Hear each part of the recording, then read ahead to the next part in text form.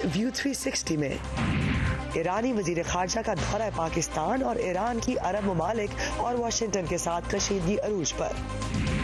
नरेंद्र मोदी का दोबारा इंतखाब, क्या भारत में सेक्युलर इक़्तिदार खतरे में है? और पेश होगा हफ्तावार सिलसिला Hollywood highlights. Voice of America के वॉशिंगटन स्टूडियोज में आप सबको खुशामदीद। व्यू 360 के साथ मैं हूं इरम अब्बासी। ईरान की जानिब से किसी मुमकिना खतरे के पेश नज़र अमरीकी महकमा दिफा ने व्हाइट हाउस को मशरक़ वस्ता में हज़ारों मजीद फौजी भेजने का एक मंसूबा पेश किया है। व्हाइट हाउस इस मंसूबे की मंजूरी के हवाले से क्या सोच रहा है, इसकी तफसील के लिए चलते हैं कैपिटल हिल, जहां सहर माजिद हमारे साथ मौजूद है। सहर, कुछ रोज पहले तक तो ट्रंप इंतजामिया ईरान के साथ तनाज़े को हवा ना देने की बात कर रही थी, इसमें अब क्या तब्दीली आई है? जी रम, इस हफ्ते सदर ट्रंप ने कानून साजों से बात करते हुए ये बात वाज़ेह कर दी है कि वो ईरान को उकसाना नहीं चाहते हैं। लेकिन माहिरीन का कहना है कि व्हाइट हाउस की तरफ से ईरान के हवाले से जो बयानात आ रहे हैं वो वाज़ेह नहीं हैं, जिसकी वजह से ईरान की तरफ से लाहक खतरा बढ़ सकता है। मज़ीद तफसीलात के लिए देखते हैं ये रिपोर्ट। जुमेरात के रोज अमरीकी महकमा दिफा पेंटागन ने सदर डोनाल्ड ट्रंप को ईरान के साथ अमरीका की बढ़ती हुई कशीदगी से निपटने के लिए ईरान में मजीद फौजी दस्ते भेजने के हवाले से एक ब्रीफिंग दी। मैं यकीनन मजीद फौजी दस्ते भेजूंगा अगर जरूरत पड़ी तो। ईरान दहशतगर्द कौम है और हम ये बर्दाश्त नहीं करेंगे। सदर ट्रंप ने यह भी कहा कि वो फौरी तौर पर फौजी दस्ते भेजने की जरूरत नहीं समझते, जबकि अमेरिका के जंगी जहाज पहले से ही खलीज फारस में मौजूद हैं। खित्ते में अमरीकी अफवाज में इस इजाफे के हवाले से अमरीकी हुकाम कह चुके हैं कि ईरान की धमकियों से निपटने के लिए ये एक अच्छा फैसला साबित हुआ। हमारा बुनियादी मकसद इस वक्त ईरान की गलत फहमी दूर करना है। हम इस मामले को मजीद हवा नहीं देना चाहते। ये इकदाम जंग की रोकथाम के लिए है, जंग शुरू करने के लिए नहीं। This is about deterrence, not about war. Iran का भी यही कहना है कि वो जंग नहीं चाहता, लेकिन माहिरीन का ख्याल है कि किसी टकराव का खतरा बहुत ज्यादा है। दोनों मुल्क जंग की रोकथाम वाली कैफियत का तासुर देना चाहते हैं, जैसे ईरान को ये पैगाम देने के लिए कि हम आपके किसी मुमकिन हमले के जवाब के लिए तैयार हैं। खित्ते में अमरीकी अफवाज में इजाफा ईरानी भी यही कर रहे हैं। साल 2018 में सदर ट्रंप ने अमरीका को ईरान के साथ जौहरी मुआहिदे से अलहदा करके ईरान पर भारी पाबंदियां लगाकर दबाव डालने की कोशिश की थी, ताकि वो मजीद न्यूक्लियर हथियार तैयार न करे। हमने 13 पेचीदा मुतालबात रखे हैं जो मुख्तलिफ अमूर से मुतालिक ईरान के न सिर्फ उसके तमाम पड़ोसियों से बल्कि पूरी दुनिया से ताल्लुकात पर असरअंदाज होंगे। ऐसे इम्कानात कम ही हैं कि ईरान इन मुतालबात को मानेगा। ईरान के सदर हसन रूहानी ने मुज़ाकरात करने से इनकार कर दिया है और कहा है कि ईरान झुकने के लिए तैयार नहीं।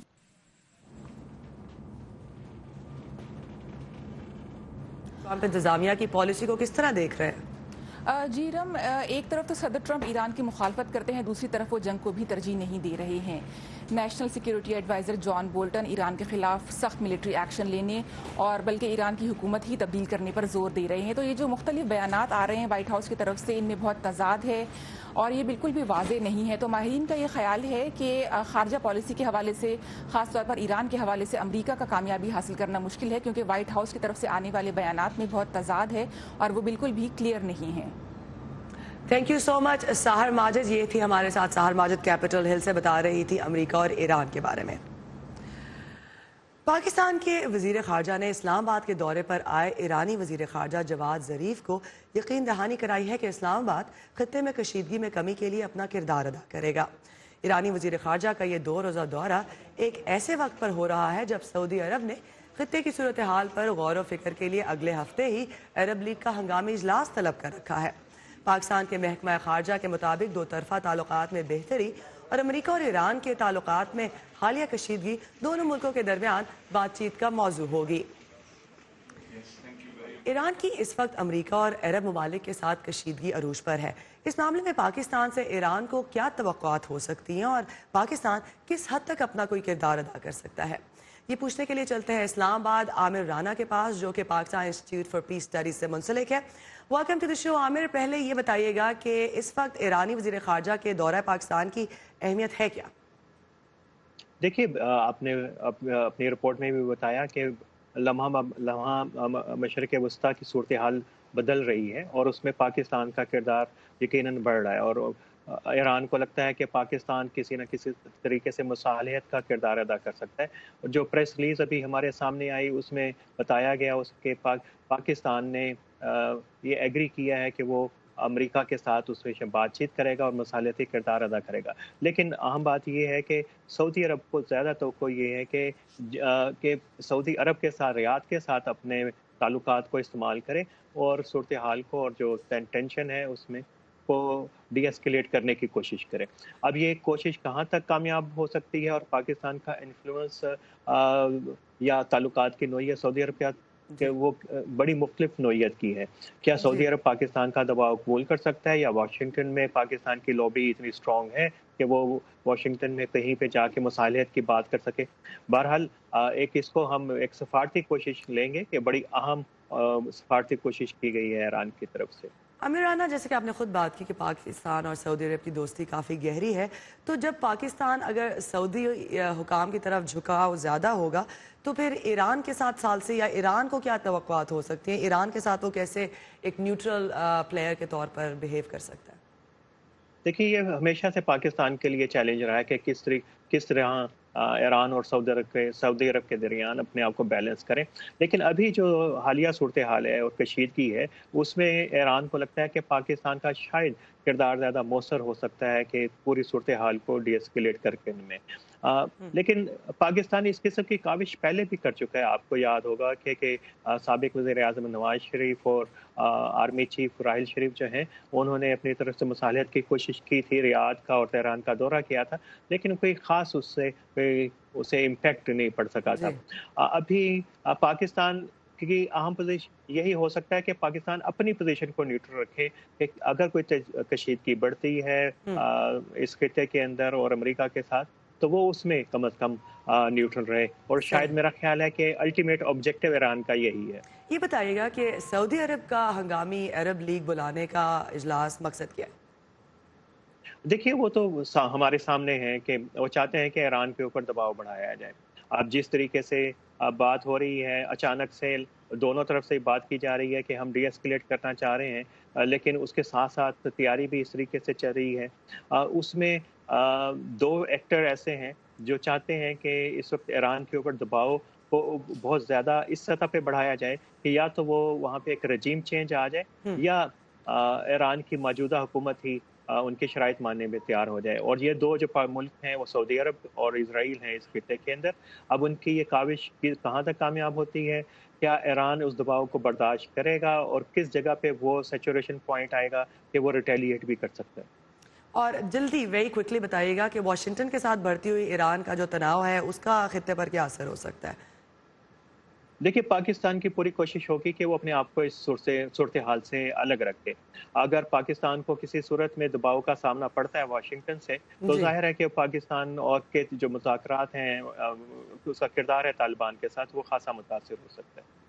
بہت شکریہ۔ یہ تھے عامر رانا، اسلام آباد سے تجزیہ کر رہے تھے پاکستان میں ایران کے وزیر خارجہ کے دورے کے حوالے سے۔ تھینک یو عامر۔ آج نئی دلی میں سیاسی سرگرمیاں عروج پر ہیں، جہاں نریندر مودی نے نئی حکومت بنانے کے لیے مشاورت شروع کر دی ہے۔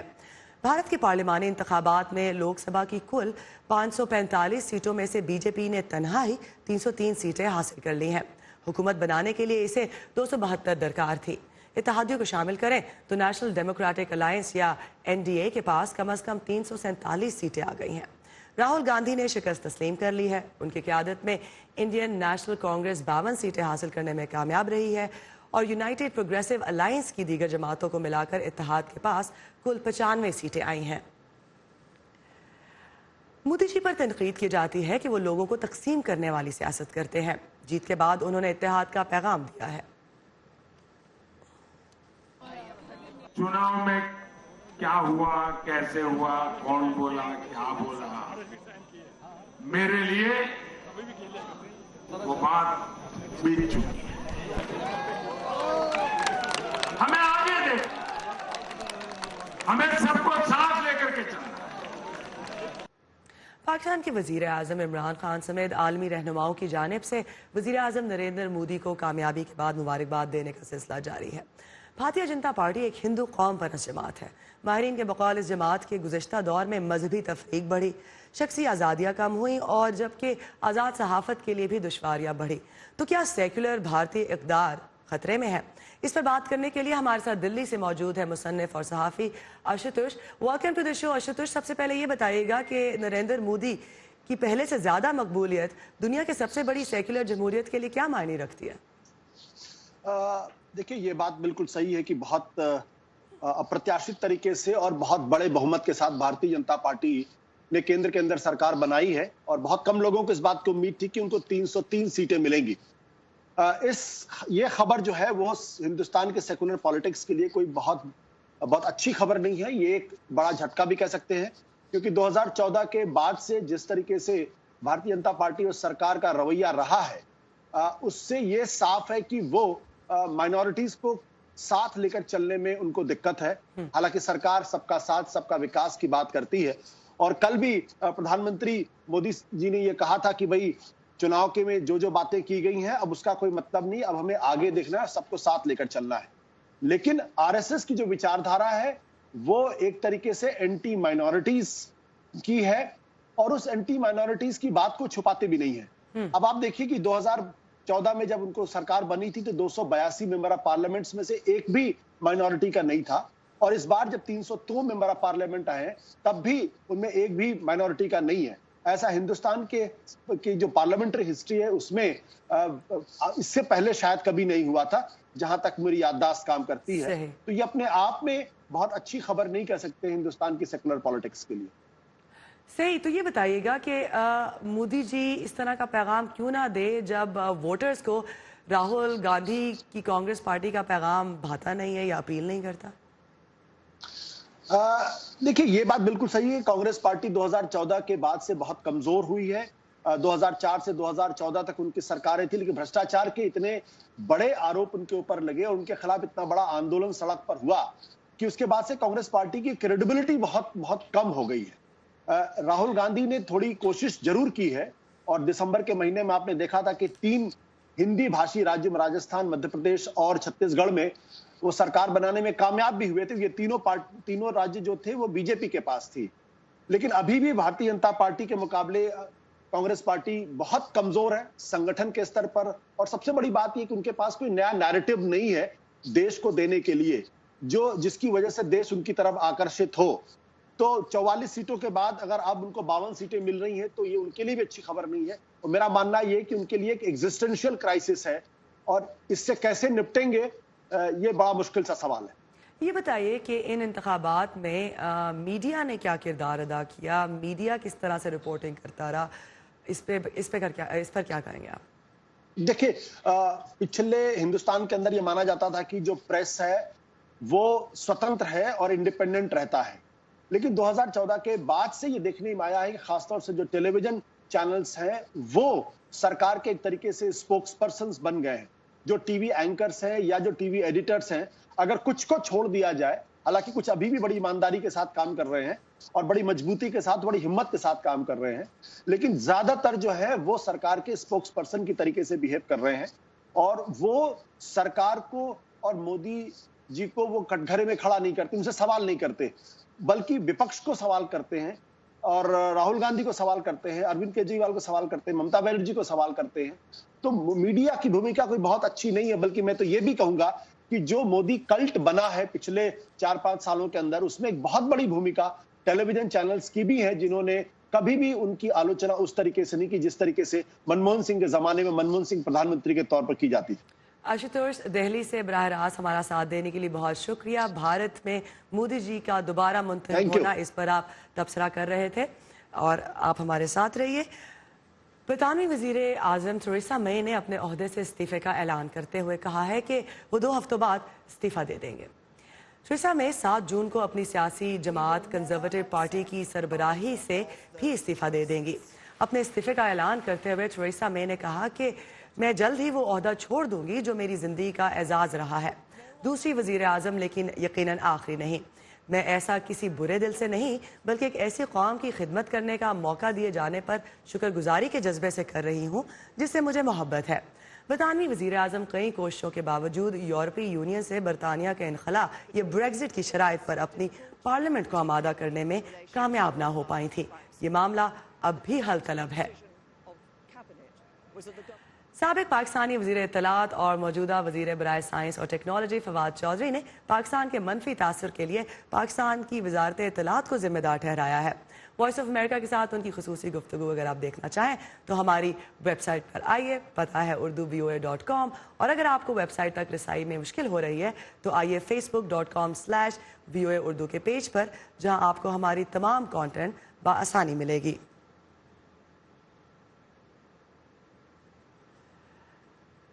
اقوام متحدہ کے ادارہ برائے مہاجرین کے مطابق یمن میں لڑائی کے باعث سن 2018 کے ہر ہفتے کے دوران کم از کم 100 عام شہری ہلاک یا زخمی ہوئے ہیں۔ اب تک یمن کی 4 سالہ تباہ کن خانہ جنگی میں عورتوں اور بچوں کو سب سے زیادہ مشکلات کا سامنا کرنا پڑا ہے۔ ان میں سے بہت سی عورتیں بیوہ ہیں اور بغیر کسی ہنر کے وہی خاندان کا واحد سہارا ہے۔ ایک دور افتادہ ریگستانی گاؤں میں ایک امریکی امدادی ادارہ انٹرنیشنل ریسکیو کمیٹی نے ایک ایسا ہی سینٹر قائم کیا ہے جہاں ان لاچار لڑکیوں اور عورتوں کو اپنے پیروں پر کھڑے ہونے کے لیے ہنر سکھایا جاتا ہے۔ 5 بچوں کی ماں انتخاب علی عبدالواسع اپنے علاقے تیز میں لڑائی سے بچ کر امران کے گاؤں راز پہنچی ہیں۔ انتخاب کے شوہر بیمار ہیں اور کام نہیں کر سکتے، اسی لیے وہ اور ان کی بیٹیاں نئے ہنر سیکھ رہی ہیں۔ اس لیے سیکھ رہے ہیں تاکہ ہم اپنے خاندان کی مدد کر سکیں اور غربت سے نکل سکیں۔ انتخاب اور ان کی بچیاں البراقہ سینٹر میں کلاسز لیتی ہیں جو نیو یارک میں قائم انٹرنیشنل ریسکیو کمیٹی نے خواتین کو بااختیار بنانے کے لیے بنایا ہے۔ سینٹر کے کیس ورکرز کا کہنا ہے کہ وہ یہاں روزانہ تقریباً 50 خواتین اور بچیوں کو تربیت دیتے ہیں۔ ان میں سے کچھ اس محفوظ ماحول میں صرف وقت گزارنے کے لیے آتی ہیں۔ یہاں لوگ بہت قدامت پسند ہیں۔ ان کی خواتین باہر نہیں نکلتی کیونکہ وہ نہیں چاہتے کہ ان کا مردوں سے واسطہ پڑے، اور وہ کہیں اور اگر سیکھنے جاتی ہیں تو انہیں پبلک ٹرانسپورٹ لینا پڑے گی، اور پھر گھر پر ان کے شوہر انہیں باہر جانے سے منع کر دیں گے۔ انتخاب علی جیسی عورتوں کے لیے یہ یمن کے قدامت پسند معاشرتی اقدار سے آزاد ہو کر کام کرنے کا موقع بھی ہے۔ اب ان کی وجہ سے ہم کوئی ہنر سیکھ سکتے ہیں اور اپنے کام کو آگے بڑھا سکتے ہیں۔ یہاں خواتین کو زیادتی اور دوسرے مسائل کے لیے کاؤنسلنگ بھی فراہم کی جاتی ہے۔ کیس ورکرز کے مطابق ایسے واقعات میں جنگ کے بعد سے اضافہ ہوا ہے۔ مردوں کو درپیش مسائل کی وجہ سے وہ اپنا غصہ بیویوں پر نکالتے ہیں۔ ایسے مرد جو لمبے عرصے سے گھر نہیں لوٹے، ان کی عورتوں کو ہی سب کچھ کرنا پڑتا ہے، تو ایسے میں جب وہ ذہنی بیماریاں اور دباؤ برداشت نہیں کر پاتی تو ہمارے پاس آتی ہیں۔ یہ سینٹر اس کمیونٹی میں صنفی توازن بدل رہا ہے۔ انتخاب کہتی ہیں ان کے شوہر ان کے ایک دن اپنی درزی کی دکان کھولنے اور اپنی بیٹیوں کے ساتھ اسے چلانے کے ارادے کے ساتھ متفق ہیں۔ نیہا واڈیکر کے ساتھ Saba Shah Khan, voice of America. Pakistan کا ذکر کریں تو پاکستان ماحولیاتی بحران سے گزر رہا ہے۔ سرکاری اعداد و شمار کے مطابق گزشتہ 10 برس کے دوران پاکستان کا فارسٹ کور کم ہو کر 4% رہ گیا ہے، لیکن ماحولیاتی تحفظ کے لیے کام کرنے والے ادارے WWF کے مطابق یہ رقبہ 2% سے بھی کم ہے۔ گرین پاکستان مہم کے تحت پاکستان میں جگہ جگہ درخت لگائے جا رہے ہیں، لیکن پاکستان کو سرسبز بنانا صرف حکومت کی ذمہ داری نہیں۔ پرائیویٹ سیکٹر اس سلسلے میں کیا کر رہا ہے، جانتے ہیں لاہور سے سمر خان کی اس رپورٹ میں۔ گرین مہم پاکستان کے تحت ان دنوں لاہور کی پارکس اینڈ ہارٹیکلچر اتھارٹی درخت لگانے میں مصروف ہے، لیکن PHS مہم میں تنہا نہیں ہے۔ اس مرتبہ مختلف نجی ادارے، طالب علم اور سول سوسائٹی کے افراد بھی لاہور کو ہرا بھرا کرنے میں اپنا حصہ ڈال رہے ہیں۔ انٹرپرائز ڈیلیور ٹری نجی کمپنیوں کے تعاون سے شہر میں شجرکاری کا اہتمام کر رہی ہے، اور اس کے لیے کمپنی نے شوکت خانم اور سروٹ فارمیسی جیسے بڑے اداروں کو بھی ساتھ شامل کیا ہے۔ چاہے پبلک ڈومین میں جتنا بھی کہیں کہ million tree, billion tree, trillion tree tsunami بھی ہو جائے، جب تک یہ لوگ سب اونرشپ نہیں لیں گے، ہم لوگ اونرشپ نہیں لیں گے، آپ اونرشپ نہیں لیں گے، یہ کبھی اصل میں یہ ریئلائز نہیں ہوئے گی ڈریم۔ لیکن پودا لگا کر کام ختم نہیں ہو جاتا۔ ہمارا مین مقصد یہ ہے accountability, transparency and maintenance of the trees. اور ہماری ایک ایپ بھی ہے ڈیلیور ٹری کی, جس میں ہم مانیٹرنگ کریں گے ان ٹریز کی, جس میں ایریل اور گراؤنڈ شاٹس ایوری 6 months ہم اس کو ریکارڈ کریں گے. شہر اور اس کے گرد و نواح میں درخت لگانے کے لیے کوئی اپنی اراضی کی پیشکش کر رہا ہے تو کوئی مفت پودے تقسیم کر رہا ہے. لاہور اسکول آف اکنامکس نے حال ہی میں اپنی زمین پر عالمی ادارے ایڈم اسمتھ انٹرنیشنل کی جانب سے دیے گئے پودے لگائے, جس میں WWF نے ان کی معاونت کی. پودوں کی ضرورت کا ایک حصہ سرکاری نرسریاں پورا کر رہی ہیں, لیکن ماحول کے لیے کام کرنے والے ادارے WWF نے اس کام کے لیے مختلف علاقوں میں لوگوں کو بھی ساتھ ملایا ہے. جو ہمارا ساؤتھ پنجاب میں ایگریکلچر پروگرام ہے, ہم نے وہاں کی کمیونٹی کو انوالو کیا. جو چھوٹے چھوٹے خطوں پہ جہاں پہ آپ اپنی سبزی یا دوسری چیزیں آتی ہیں, وہاں پہ آپ کی نرسری پلانٹیشن کریں, اور ہم ان سے کمٹ کر رہے ہیں کہ اگر آپ کریں گے تو اس ریٹ پہ ہم آپ سے وہ پودا لے لیں گے. اور پودا کون سا لگانا ہے, وہ انڈیجنس یا جو اسپیسیز ہیں وہ ہم آپ کو بتائیں گے. ناقدین کہتے ہیں کہ یہ کوششیں اچھی ضرور ہیں, پر اب بھی لاہور کے ہی بیشتر علاقے اور رنگ روڈ جیسے مرکزی ہائی وے کے اطراف سبزے کا نام و نشان تک نہیں. درخت عالمی حدت اور ماحولیاتی تبدیلیوں کی شدت کو کم کرنے کا ایک مؤثر ذریعہ ہے. پاکستان کو سرسبز بنانے میں حکومت کے ساتھ ساتھ اب پرائیویٹ اداروں کی کوششیں ظاہر کرتی ہیں کہ ماحول کے تحفظ کو اجتماعی ذمہ داری سمجھنے کا رجحان اب بڑھ رہا ہے. Saman Khan, voice of America, Lahore.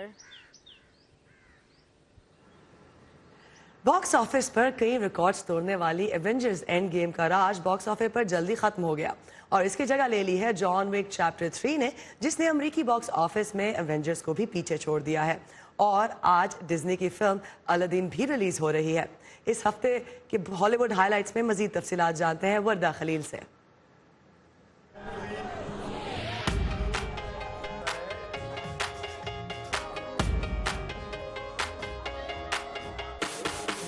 France میں ایک ہفتے سے جاری کین فلم فیسٹیول ہفتے کے روز ختم ہو رہا ہے.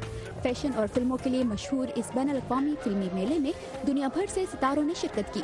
فیسٹیول میں ہالی ووڈ ڈائریکٹر کوئنٹن ٹارنٹینو کی film once upon a time in Hollywood نمایاں رہی, جسے شائقین نے تھیٹر میں 7 منٹ تک تالیوں سے سراہا. فلم کی نمائش کے موقع پر اس میں مرکزی کردار ادا کرنے والے بریڈ پیٹ اور لیونارڈو ڈی کیپریو بھی موجود تھے. Great one who summons me, I stand by my oath, loyalty to wishes. الادین اور پرنسس جاسمین کے مداحوں کی ایک بڑی خواہش پوری ہونے جا رہی ہے. ڈزنی فلمز کی نئی پیشکش الادین آج ریلیز ہو رہی ہے. Do we need the top knot? That's my little cherry on top. Film میں الادین کا کردار مصری نژاد کینیڈین اداکار مینا مسعود, جبکہ جاسمین کا کردار برطانوی اداکارہ نومی اسکاٹ ادا کر رہی ہیں. جینی کا کردار نبھا رہے ہیں ول اسمتھ. فلم کو مکمل طور پر اردن میں فلمایا گیا ہے. ابتدائی ریویوز میں ناقدین اسے ایک کامیاب فلم قرار دے رہے ہیں. And the crowd goes wild.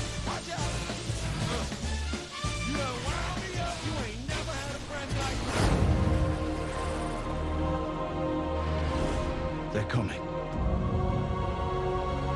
Our enemy doesn't tire.